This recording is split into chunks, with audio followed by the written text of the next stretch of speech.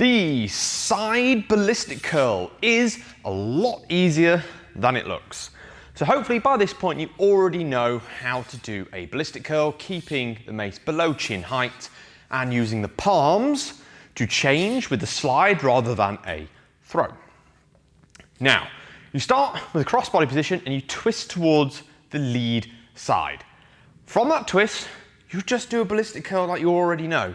Don't move the body, don't move the chest, don't move the feet. Just do a standard ballistic curl.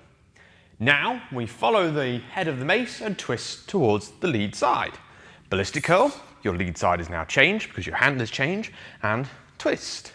And eventually you can build that up to start twisting a little bit faster and using that momentum of the mace head to let it dive and pull you round, and then you redirect it up when it's behind to go into that next ballistic curl, dive down, redirect up, dive down, redirect up, and keep going until eventually you can get that nice and speedy, keeping your head forward, and you start to develop into what I think is called a crossfighter flow.